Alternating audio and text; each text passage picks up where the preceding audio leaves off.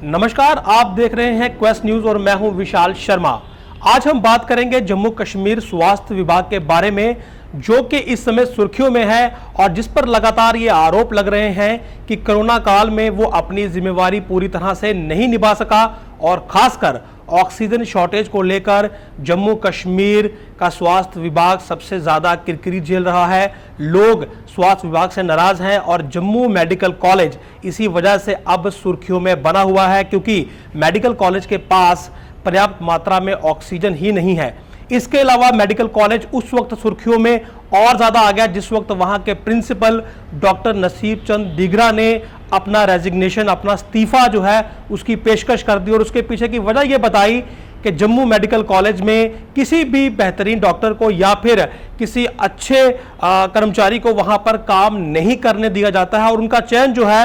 वो principal medical college के तौर पर किया गया था। लेकिन 4 महीने हो गए हैं उन्हें इस कुर्सी पर बैठे हुए, मगर जो बाकी का जो स्टाफ है, जो बाकी के जो अधिकारी हैं, वो इतनी ज्यादा इंटरफेरेंस उनके काम में कर रहे थे कि उन्हें परेशान होकर अपना इस्तीफा जो है वो लेफ्टिनेंट गवर्नर को भेजना पड़ा। और इसके बाद जम्मू मेडिकल कॉलेज एकाएक सुर्खियों में आ गया कि इस वक्त जब कोरोना का काल चल रहा है, कोरोना की जो मुश्किल है वो पूरा देश झेल रहा है, जम्मू कश्मीर झेल रहा है और जीएमसी पहले ही जो है वो परेशानियों में है, क्योंकि उसके पास पर्याप्त स्टाफ नहीं है, पर्याप्त ऑक्सीजन नहीं है। तो ऐसे में फिर उनके जो प्रिंसिपल हैं उन्हें लगातार क्यों परेशान किया जा रहा है, ताकि वो अपना इस्तीफा देने पर मजबूर हो जाएं। इस पूरी खबर को लेकर हम चर्चा करेंगे आज क्वेस्ट न्यूज के इस शो में। इस वक्त कोरोना का संकट चल रहा है, हर कोई जो बीमार होता है वो अस्पताल का रुख करता है और इस वक्त जम्मू में गवर्नमेंट मेडिकल कॉलेज सबसे बड़ा अस्पताल है। हर शख्स चाहता है कि उसे बेहतर इलाज मिले और इसी के लिए वो इस अस्पताल का रुख करता है, मगर अस्पताल के हालात ये हैं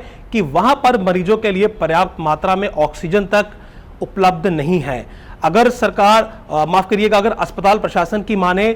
तो जो लोड एकाएक वहां पर बढ़ा है उसकी वजह से जो ऑक्सीजन है वो हर मरीज तक पर्याप्त मात्रा में नहीं पहुंचाई जा सकती। यानी कि ऑक्सीजन वहां पर है मगर उसका जो प्रेशर है वो काफी लो है, क्योंकि जो वहां पर जो पहला प्लांट था उसकी जो ऑक्सीजन थी वो 1200 लीटर पर मिनट थी, जबकि इस वक्त जो वहां की जो रिक्वायरमेंट है, जो वहां की जरूरत है वो 6000 लीटर पर मिनट से ज्यादा है। तो जरा अनुमान लगाइए कि कितनी बड़ी संख्या में इस वक्त ऑक्सीजन की वहां पर जरूरत है, मगर जो सप्लाई है वो कम है। और इस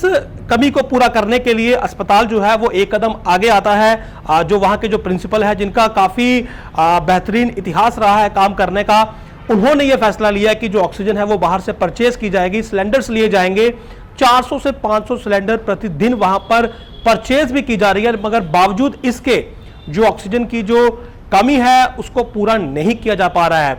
और सवाल यह है सबसे बड़ा कि आखिर कब तक ऑक्सीजन खरीद कर जो है वो मरीजों को वहां पर मुहैया करवाई जाएगी। इन तमाम सवालों को देखते हुए प्रशासनिक स्तर पर बैठकें भी हुई और यह निर्णय लिया गया कि जो प्लांट है उसकी कैपेसिटी को बढ़ाया जाएगा, उसकी क्षमता को बढ़ाया जाएगा। लेकिन इन तमाम चीजों के बीच सबसे बड़ा जो उथल पुथल देखने को मिली वो ये मिली कि प्रिंसिपल जो है मेडिकल कॉलेज के डॉक्टर नसीब चंद डीगरा, उन्होंने अपना जो इस्तीफा था वो लेफ्टिनेंट गवर्नर को एकाएक भेज दिया और इस्तीफे में ये लिखा कि वहां का जो स्टाफ है, जो वहां के जो कर्मचारी हैं, वो प्रिंसिपल की जो है वो बात ही नहीं मानते। जो अस्पताल का जो अंदर का जो माहौल है वो इन चीज़ों से काफ़ी ज़्यादा खराब हो रहा है और इनसे एक बात स्पष्ट हो गई कि अस्पताल के जो तमाम कर्मचारी हैं वो मरीजों को लेकर बिल्कुल भी संजीदा नहीं है। उनकी आपस की जो लड़ाइयाँ हैं वो ही ख़त्म होने को नहीं आती। ये तमाम जो अधिकारी हैं ये अपने निजी जो मसले हैं उनको लेकर ही हमेशा व्यस्त रहते हैं और ऑक्सीजन की तरफ शायद इसी वजह से इनका ध्यान ही नहीं गया। हालांकि इस वक्त सबसे ज़्यादा जो अहम जो रोल है वो स्वास्थ्य विभाग का ही है, मगर जम्मू का दुर्भाग्य देखिए कि जम्मू का सबसे बड़ा जो अस्पताल है वो इस समय ऑक्सीजन की भारी कमी से ही जूझ रहा है। चलिए आपको सबसे पहले जम्मू के तमाम जो अस्पताल हैं उनकी ऑक्सीजन कैपेसिटी की स्थिति के बारे में जानकारी देते हैं। जम्मू का गवर्नमेंट मेडिकल कॉलेज सबसे बड़ा अस्पताल है और इस वक्त जो इसका ऑक्सीजन प्लांट है उसकी जो क्षमता है वो केवल 1200 LPM यानी कि लीटर्स पर मिनट की है। और इस वक्त जो ज़रूरत है वो मैंने आपको पहले बताया कि 6000 LPM से ज़्यादा है, जिसे पूरी करने की कोशिश तो की जा रही है मगर उसमें सफलता नहीं मिल रही। और सबसे बड़ा जो रिस्क इसमें यह है कि जिस वक्त जो सिलेंडर्स हैं वो बाहर से मंगवाए जाते हैं, तो जब सिलेंडर को चेंज करना होता है सप्लाई को मेंटेन करने के लिए, तो उस वक्त जो ब्रेक थ्रू आता है, जो लो प्रेशर आता है, उसकी वजह से मरीजों को काफ़ी रिस्क होता है। वहीं जो गाड़ियां इन सिलेंडर्स को लेकर आती हैं, ट्रैफिक जैम शहर में काफ़ी ज़्यादा रहता है और कई बार गाड़ी जो है वो अस्पताल देरी से पहुंचती है और ऐसे में जो पहले सिलेंडर लगा होता है वो खत्म हो जाता है, यानी कि ऑक्सीजन की सप्लाई ब्रेक होने के टूटने की भी पूरी संभावना बनी रहती है। जीएमसी के बाद दूसरा नंबर आता है जम्मू के श्री महाराजा गुलाब सिंह अस्पताल का, यानी कि एसएमजीएस, जो कि एक मैटरनिटी हॉस्पिटल है, यानी कि जच्चा और बच्चा का सबसे बड़ा अस्पताल यही है। और इस अस्पताल की जो ऑक्सीजन की जो कैपेसिटी है वो केवल 500 एलपीएम है, यानी कि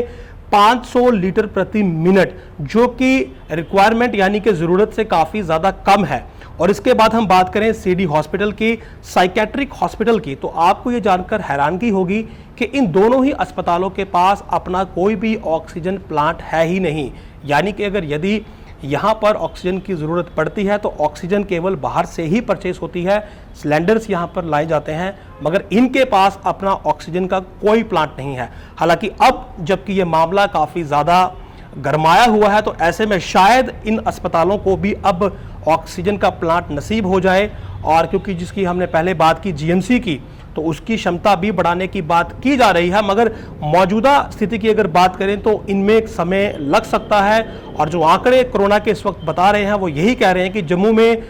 मुश्किल का जो समय है, जो मुश्किल का जो दौर है वो आने वाला है। आंकड़े लगातार बढ़ रहे हैं और ऐसे में यदि स्थिति जस की तस रहती है तो मरीजों को खासी दिक्कतों का सामना करना पड़ सकता है, क्योंकि कोरोना मरीज को सबसे कोई अहम चीज़ है तो वो ऑक्सीजन ही है। और यदि अस्पताल में ऑक्सीजन की इतनी भारी कमी होगी तो फिर मरीजों का इलाज कैसे होगा। और आपको ये भी बता दें कि बिना ऑक्सीजन की सप्लाई के जो आपके वेंटिलेटर्स हैं वो भी काम नहीं करते हैं, और इसीलिए जीएमसी में अधिकतर जो वेंटिलेटर हैं वो अभी चालू ही नहीं किए गए, यानी कि वो बंद पड़े हुए हैं। और उनके पीछे की जो मुख्य वजह है वो यही है कि हॉस्पिटल के पास ऑक्सीजन की पर्याप्त सप्लाई ही नहीं है। जो सप्लाई है उसका प्रेशर काफ़ी कम है, जिससे कि वहाँ के जो मरीज़ हैं उनका बेहतर तरीके से इलाज नहीं हो पा रहा है। और खासकर जो आइसोलेशन वार्ड वहाँ पर बनाई गई है उन पर अब फोकस ज़्यादा है, और इसी वजह से वेंटिलेटर सपोर्ट जो है वो अस्पताल में फ़िलहाल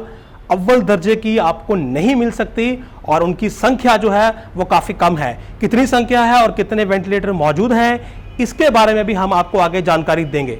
आप लोगों के लिए सबसे अहम जो जानकारी है वो ये है कि फ़िलहाल जो जीएमसी है उसके पास केवल 100 ऐसे बेड हैं जहां पर पर्याप्त मात्रा में ऑक्सीजन की जो सप्लाई है वो मुहैया करवाई जा रही है। यानी कि ये बात खुद जो डॉक्टर एनसी डीगरा है उन्होंने ये बताई है कि केवल 100 बेड के लिए जो ऑक्सीजन है उसका प्रबंध वहाँ पर है, और इनकी संख्या फिलहाल नहीं बढ़ाई जा सकती। और उन्होंने ये स्पष्ट कहा है कि जो बाहर से जो मरीज आते हैं, यानी कि कठुआ से आते हैं, डोडा से आते हैं, राजौरी से आते हैं, जिनके पास वहाँ पर मेडिकल कॉलेज है, वो पहले अपने मेडिकल कॉलेज में संपर्क करें। यदि वहाँ पर कोई कमी आती है तो वो government medical college Jammu GMC से संपर्क करें, और ये कोशिश की जाएगी कि आपको ऑक्सीजन वहीं पर मुहैया करवाई जाए ताकि जो यहाँ पर लोड है वो कम हो। तो ये सबसे अहम जानकारी हम आपको ये दे रहे हैं कि यदि आपको कोई समस्या होती है, कोई परेशानी होती है, तो सबसे पहले जो आपका जो स्थानीय अस्पताल है पहले वहाँ पर संपर्क करें। सीधे जम्मू जो आने की जो कोशिश है वो ना करें, क्योंकि यहाँ पर आके यदि आपको बेड नहीं मिलता है, पर्याप्त ऑक्सीजन नहीं मिलती है, तो आपके लिए हालात और ख़राब हो जाएंगे। बेहतर यही होगा कि आप पहले अपने जो लोकल वहाँ पर हॉस्पिटल है और अगर मेडिकल कॉलेज है तो सबसे पहले वहीं जाएं, और वो फिर जो कमी होगी उसको लेकर जम्मू मेडिकल कॉलेज से संपर्क करेंगे। ये कोशिश की जाएगी कि आपकी जो समस्या है उसे वहीं पर सुलझाया जाए, ताकि जो लोड है जीएमसी पर वो कम पड़े, और तमाम जो पेशेंट्स हैं जो अलग अलग एरिया के हैं, जो अलग अलग इलाके के हैं, जो जम्मू के हैं, उन्हें अपनी अपनी जगह पर ही बेहतरीन इलाज मिले। हमने आपसे कहा था कि हम आपको वेंटिलेटर्स की स्थिति बताएंगे, तो फिलहाल जम्मू जो मेडिकल कॉलेज है, ऑक्सीजन की जो कमी है उसकी वजह से केवल 33 जो उच्च स्तरीय वेंटिलेटर सपोर्ट बेड हैं उन्हीं को ऑपरेट कर पाया है। केवल 33 बेड वहां पर ऑपरेट हो रहे हैं, जबकि भारत सरकार द्वारा जो 156 जो वेंटिलेटर वहां पर दिए गए थे उनमें से केवल ये 33 ही चल रहे हैं, यानी कि 76 जो वेंटिलेटर हैं वो केवल इसी वजह से नहीं चल पाए कि अस्पताल के पास ऑक्सीजन ही नहीं है। यहाँ हम ये ज़रूर कहेंगे कि जिस वक्त ये समस्या आ रही थी उसी दिन इस मसले को बहुत ही सीरियस वे में, बहुत ही गंभीर तरीके से उठाना चाहिए था। सरकार को ये बताना चाहिए था कि आपने वेंटिलेटर्स तो दे दिए मगर इनके लिए ऑक्सीजन ही हमारे पास मौजूद नहीं है, ताकि आज ये स्थिति उत्पन्न ना होती और ये तमाम जो 156 वेंटिलेटर्स हैं ये वहाँ पर काम कर रहे होते तो लोगों को बेहतर स्वास्थ्य सुविधाएं मिल पाती। आज जिस वक्त ये मामला उठना शुरू हुआ, जिस वक्त किसी मरीज के परिजनों ने यह आरोप लगाया कि उनके मरीज की मौत ऑक्सीजन की कमी की वजह से हुई है, उसके बाद ये पूरा मामला उठा और फिर ये मामला इतना ज्यादा गर्मा गया कि अब अस्पताल प्रशासन खुद ये बात मान रहा है कि उनके पास ऑक्सीजन की सप्लाई नहीं थी। और जरा सोचिए कि यह मामला अब एक राष्ट्रीय मुद्दा बन गया है, यानी कि केंद्र सरकार खुद अब इसको लेकर जो है वो गाइडलाइंस जारी करने लगी है। तो फिर आखिर भारत कौन सी कोरोना की लड़ाई में कूद पड़ा था जबकि उसके पास कोरोना से युद्ध लड़ने के लिए बेसिक जो ऑक्सीजन है उसी की कमी थी। बड़ा सवाल है, स्वास्थ्य विभाग को इस ओर सोचना चाहिए क्योंकि आगे चलकर भविष्य में इस तरह की और परेशानियां भी आ सकती हैं और जब सर पर डंडा पड़े तो उस वक्त यदि आप कुआं खोदने लगेंगे, जब आपको प्यास लगेगी और यदि आप उसी वक्त कुआं खोदने की कोशिश करेंगे तो जाहिर सी बात है काफ़ी देरी हो जाएगी और इसमें शायद आपकी ही जान जा सकती है। तो ये एक बड़ा सबक यहाँ पर सरकार को लेना चाहिए, स्वास्थ्य विभाग को लेना चाहिए कि अगर ऑक्सीजन की कमी है, इसके अलावा और किसी चीज़ की कमी है तो उसे वक्त रहते ही दुरुस्त करिए, उसे वक्त रहते ही ठीक करिए। और दूसरी बड़ी बात यह है कि जो यहाँ के जो हालात हैं, जो करप्शन अंदर है, जो नेक्सिस यहाँ पर चल रहे हैं कि जो कि एक ईमानदार आदमी को काम नहीं करने दे रहे, प्रिंसिपल जो वहाँ के हैं बहुत ही ईमानदार शख्स हैं, उन्होंने पूरी कोशिश की कि 4 महीने के अंदर जो वहाँ की जो कमियां हैं उन्हें सुधारा जाए, मगर जो वहाँ की एक लॉबी सिस्टम काम करता है जिसका उन्होंने जिक्र किया वो उन्हें काम ही नहीं करने दे रही। और इस वक्त जब वो अपनी सेवाएं वहाँ पर देना चाह रहे हैं, सेवाएं देने के वो इच्छुक हैं, मगर अपनी खराब होती छवि के चलते उन्होंने अपना इस्तीफा तक जो है वो गवर्नर के सामने पेश कर दिया। तो जरा सोचिए कि जम्मू के स्वास्थ्य विभाग में आखिर चल क्या रहा है। आप ये सोच रहे होंगे कि हम जो प्रिंसिपल हैं डॉक्टर NC डिग्रा, उनके इस्तीफे की पेशकश को लेकर इतनी खबर क्यों दिखा रहे हैं, तो उसके पीछे की मुख्य वजह यह है कि फिलहाल जम्मू में एक बड़ी सख्त जो धारणा है वो देखने को मिल रही है कि यहाँ पर कोई भी ईमानदार अधिकारी काम नहीं कर सकता। और ये धारणा उस वक्त सोशल मीडिया पर सबसे ज़्यादा देखने को मिली थी जिस वक्त जम्मू खास के तहसीलदार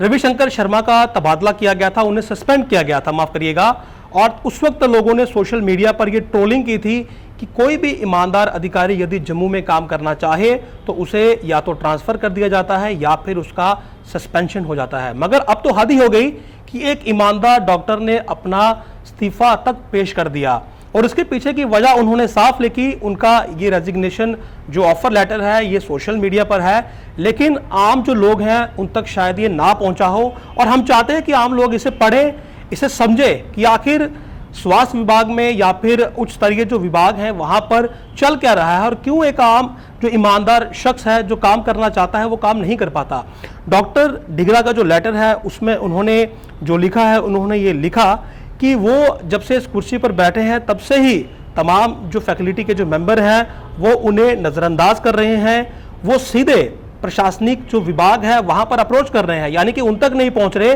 सीधे प्रशासनिक विभाग तक संपर्क कर रहे हैं और उन्हें अस्पताल संबंधी तकनीकी, व्यावसायिक और प्रशासनिक मामलों पर उनकी अनदेखी की जा रही है। यानी कि सबसे अहम कुर्सी उनके पास है वो प्रिंसिपल है, मगर उनकी अनदेखी लगातार की जा रही है, उनकी कोई बात सुनी नहीं जा रही है। यदि ऐसा ही होता वहां पर रहा होगा तो सोचिए 4 महीने में यदि वे कुछ करना भी वो चाहते होंगे या चाहा होगा तो फिर इन फैकल्टी मेंबर्स के साथ वो कैसे कर पाते। उसके अलावा उन्होंने आगे ये लिखा कि जो ये दखल अंदाजी वहाँ पर थी, इससे अनुशासनहीनता जो थी वो लगातार बढ़ती जा रही थी। कर्मचारी जो थे उन्हें हंगामा करने का मौका मिल रहा था और इतने बड़े इंस्टीट्यूशन का वर्क कल्चर जो था वो खराब हो रहा था और आगे चलकर ये और ख़राब होता।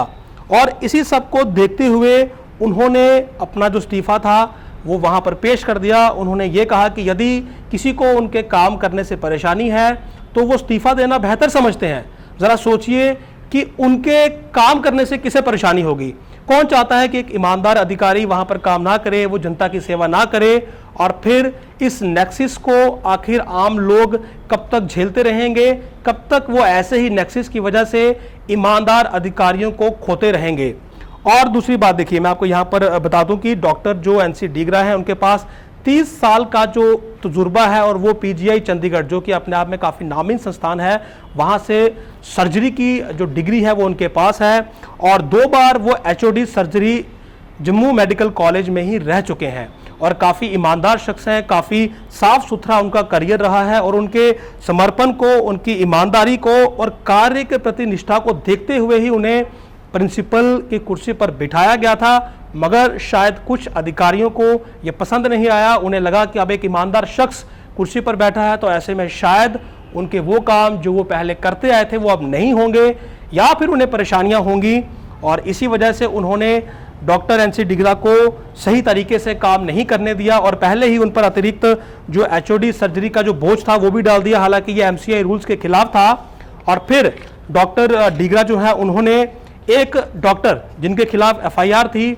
उनसे जो वहाँ के जो कामकाज थे वो छीन लिए थे, और उनके खिलाफ एफआईआर के साथ साथ एक इंक्वायरी के आदेश भी थे। मगर डॉक्टर डीगरा ने यह साफ लिखा है कि एक प्रशासनिक आदेश के जरिए उस डॉक्टर को क्लीन चिट दे दी गई, जिससे वो काफ़ी आहत हुए। उनकी जो कुर्सी थी उसे डिसमीनिंग कर दिया गया, यानी कि उसका कोई औचित्य ही नहीं रह गया, और इसी वजह से उन्हें यह लगा कि जब तमाम चीज़ें उनकी मर्जी के बगैर, उनके आदेशों के बगैर और उनके हर काम में दखलंदाजी का स्तर इतना ज़्यादा है, तो फिर वो उस कुर्सी को पकड़कर क्यों बैठे हैं जिसके ज़रिए वो जनता की सेवा करना चाहते हैं। मगर हालात ऐसे हैं कि ना वो किसी की सेवा कर पा रहे हैं, ना वो मरीजों को बेहतर तरीके से देख पा रहे हैं, और केवल इस कुर्सी पर बैठकर लोग उन्हें क्रिटिसाइज कर रहे हैं। लोग ये कह रहे हैं कि एक प्रिंसिपल जो है वो अस्पताल को नहीं चला पा रहा, जबकि प्रिंसिपल अस्पताल को चलाना चाहता है। वो चाहता है कि अस्पताल बेहतर हो, मगर वहाँ का सिस्टम, वहाँ का नेक्सिस ये नहीं चाहता, और वो सिस्टम जो है वो लगातार उस प्रकार की परेशानियां खड़ा कर रहा है कि एक ईमानदार प्रिंसिपल को आखिर में अंत में अपना इस्तीफा ही पेश करना पड़ा। अब अंत में हम बात करेंगे गवर्नमेंट मेडिकल कॉलेज जम्मू के उन कर्मचारियों की जो लगातार अलग ही मसलों में उलझे रहते हैं और दूसरे को काम नहीं करने देते, और उन्हें यह भी मालूम होना चाहिए कि असल में वहाँ पर जो स्टाफ स्ट्रेंथ है वो पहले से ही कम है, और ये लोग तो वैसे ही काम नहीं करते, तो फिर वहाँ के हालात क्या होंगे आप समझ सकते हैं। मैं जीएमसी की बात करूँगा तो मौजूदा जो वहाँ पे जो स्टाफ है उसकी संख्या 532 है, जबकि जो सैंक्शन स्ट्रेंथ है वो 870 है, यानी कि 338 गस्टेड जो मुलाजिम है, जिसमें डॉक्टर्स भी आते हैं और भी कर्मचारी आते हैं, वो पहले से ही कम है। काफ़ी लंबा ये आंकड़ा है, काफ़ी बड़ा आंकड़ा है। 338 जो गस्टेड अधिकारी हैं उनकी संख्या पहले से ही कम है। अब अगर हम नॉन गस्टेड की बात करें तो मौजूदा में 2855 जो वहाँ पर काम कर रहे हैं, जबकि इनकी जो अप्रूव्ड स्ट्रेंथ है वो 4591 है, और कमी कितने की है? कमी है 1736 की। छोटा आंकड़ा नहीं है, बहुत बड़ा आंकड़ा है। उसके अलावा फैकल्टी मेंबर्स की बात करते हैं तो एट प्रेजेंट की बात करूं तो 215 है, सैंक्शन जो है वो 350 है, और कमी 135 की। और दूसरे अगर डिसिप्लिन की बात करें तो उसमें एट प्रेजेंट 24 हैं, सैंक्शन 83 हैं, और कमी 59 की है। यानी कि लंबा आंकड़ा है जो स्टाफ की कमी है, और ये जो सारी गलती है ये सरकार की है। जो विभाग हैं, जो हायर अप्स हैं, ये उन्हें देखना चाहिए कि अगर स्टाफ इतना कम है, और खासकर जिस वक्त तक पेंडेमिक चल रहा है, तो उस वक्त उस अस्पताल पर खासी निगरानी होनी चाहिए। मगर ये एक बड़ी अफसोसजनक बात रही कि कोई भी बड़ा अधिकारी सरकार की तरफ से अस्पताल का दौरा करते फिलहाल तो हमें नहीं दिखा। तो ये वो आंकड़े हैं जो ये बताते हैं कि इस वक्त वहाँ के हालात क्या हैं, और ऐसे में अगर स्टाफ की इतनी बड़ी कमी है और ऊपर से प्रिंसिपल भी यदि इस्तीफा पेश करेंगे, तो फिर आपको भी ये समझ लेना चाहिए कि अस्पताल में इलाज कितना ही बेहतर स्तर का होगा। और उनकी इस अपील पर गौर करना चाहिए कि यदि आप कठुआ, डोडा या राजौरी से हैं तो सबसे पहले आप अपने इलाके के अस्पताल में संपर्क करिए। कोशिश की जाएगी कि आपकी ज़रूरत को वहीं आपके इलाके में ही पूरा किया जाए, ताकि लोड इक्वली बांटा जा सके, हर एक ज़िले में जो लोड है वो बराबर रहे, और तमाम इलाके के मरीजों को जो सुविधाएं हैं वो अव्वल दर्जे की मिलें। यदि आप एक ही जगह पहुंचेंगे तो यकीनन आपकी जो सुविधाएं हैं उनमें कमी आएगी, उन्हें बांटना पड़ेगा और हो सकता है कि ये ऑक्सीजन की कमी कहीं आपको भी ना झेलनी पड़ जाए। मेडिकल कॉलेज में लोगों को ये लग रहा है कि हमारे पास ऑक्सीजन बिल्कुल ख़त्म हो गई है और ऑक्सीजन आगे भी हमारे पास प्रबंध नहीं है। ऐसा नहीं है, ऑक्सीजन जो है हमारे पास पेशेंट रख सकते हैं, उसके लिए है। बीच बीच में थोड़ी इंटरप्शन आती है, लेकिन जल्दी से जल्दी हम उस इंटरप्शन को पूरा करने की कोशिश करते हैं। और आने वाले दिनों में हमारे पास एक लिक्विड ऑक्सीजन प्लांट होगा, जिसका हमने 10-15 दिन पहले कंसेप्शन की थी और कल हमारे एफसी साहब ने उसको अप्रूवल दे दिया है। उससे ये है कि आने वाले दिनों में ऑक्सीजन की किल्लत को हम अच्छी तरह से जो है खत्म कर पाएंगे। तो आप लगातार देखते रहिए क्वेस्ट न्यूज़ और किसी नए मसले के साथ हम फिर हाजिर होंगे। तब तक के लिए नमस्कार।